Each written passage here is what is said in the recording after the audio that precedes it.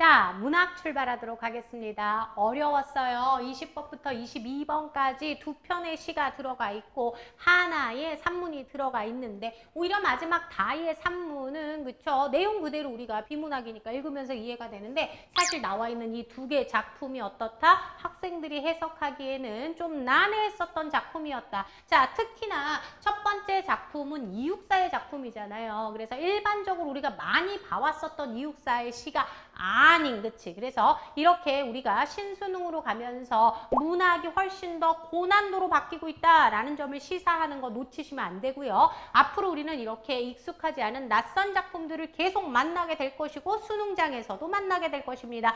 그렇기 때문에 더더군다나 더욱더 암기로 작품을 정리해가지고는 해결이 절대 안 된다라는 거. 기본적인 독해 루틴, 제가 매 시간 강조하고 있는 알 수 있는 쉬운 단어를 가지고 이 사람이 무엇을 말하고자 하는지에 대해서 캐치하는 훈련을 하지 않으면 수능에서 우리가 기쁜 결과를 얻기는 불가하다라는 거 꼭 지키셔야 됩니다. 그래서 어떤 작품이 나왔을 때 본인이 해석이 안 된다고 해서 작품의 해석본을 보는 거 아무 의미가 없습니다. 왜요?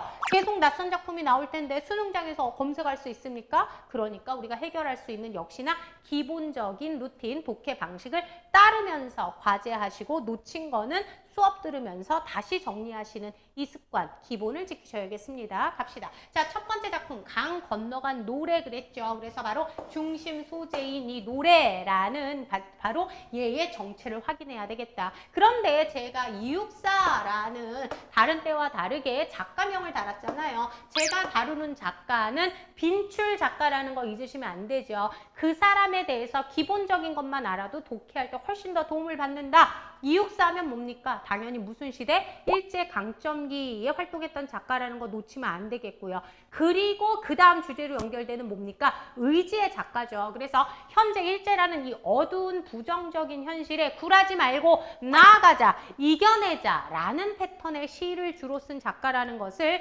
기본적으로 지키셨으면 남들 헤맸을 이 낯선 작품 또한 잘 이겨냈을 것입니다. 다시 한번 이육사 짚고 정리하면서 자, 그렇다면 본문 설명 들어가도록 하죠.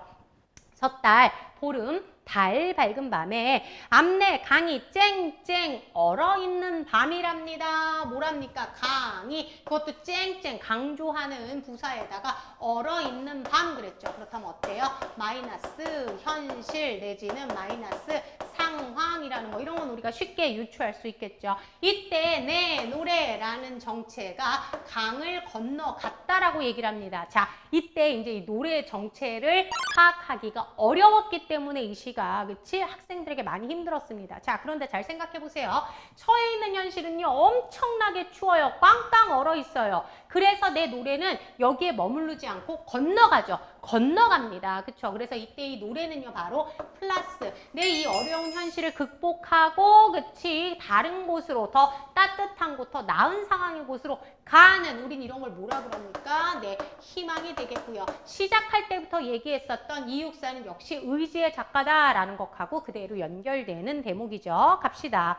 자, 강 건너 하늘 끝에 사막도 다 있는 곳이랍니다. 자, 강 건너를 갔더니 하늘 끝 거기다가 사막하고 다 있다. 예서 놓쳤으면 안 되죠. 사막. 어디를 봐도 척박한 환경이잖아요. 역시나 마이너스의 상황이 되겠고요. 그렇죠? 자, 이 곳에 사막도 닿은 곳에 내 노래는 또 거기서 어떻게 해요? 제비같이 날아서 가죠. 그래서 안 좋은 상황에서 굴하고 내지는 좌절하고 거기서 죽음을 맞이하는 게 아니라 건너갑니다. 이 내용은 계속 반복되고 있으면서 이 사람은 이런 상황에 좌절하지 말고 나아가는 벗어나야 된다라는 메시지를 계속 강조하고 있다라는 거. 갑시다. 못 잊을 계집애조차 계집애가 집조차 없는 상황을 얘기하고 있죠. 그러면 이 계집애의 상황은 역시나 집이 없는 집조차, 조차라는 조사를 썼잖아요. 그래서 이런 기본적인 상황까지도 충족되지 않은 이 마이너스의 상황에서 가기는 갔지만 어린 날개 지치면 그만 어느 모래불에 떨어져서 타서 죽겠죠. 그랬죠. 자, 누가요? 누가요? 바로요. 그렇죠.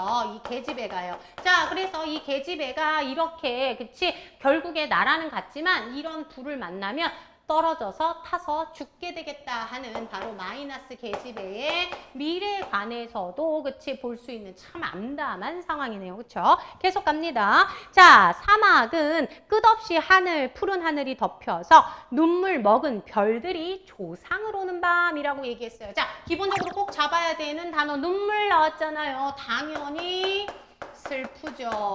자, 그런데 거기에다가 조상이라는 단어의 주석 보셨어야 되죠?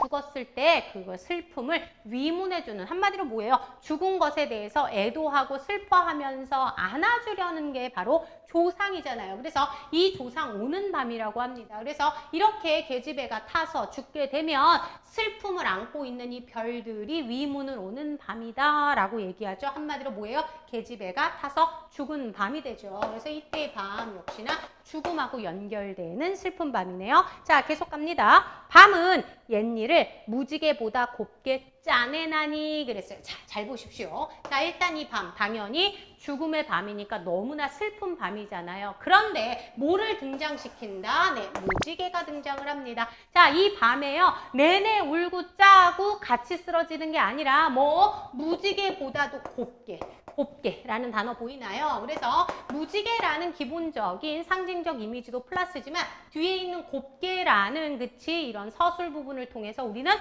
독해를 끌어내야 된다라는 거 잊으면 안 됩니다. 그래서 밤에 무너지는 게 아니라 아름다운 그치 환한 무지개보다도 더 곱게 옛일을 짜낼 수 있다라고 합니다. 우리 뭐 할 수 있어? 회복될 수 있어. 좋아질 수 있어 하는 역시나 플러스의 희망을 강조해주고 있는 거예요. 분명히 타서 죽을 정도로 엄청나게 고통스럽고 힘든 부정적 현실이지만 내 노래는 계속 어때? 날아가면서 계속 더 나은 곳을 지향하고 있고요. 자, 이렇게 죽은 너무나 슬픈 밤에도 무지개보다도 더 고운 것들을 짜내면서 회복될 수 있다라는 의지를 강조해주는 이육사의 작품이었다는 거. 자, 그렇다면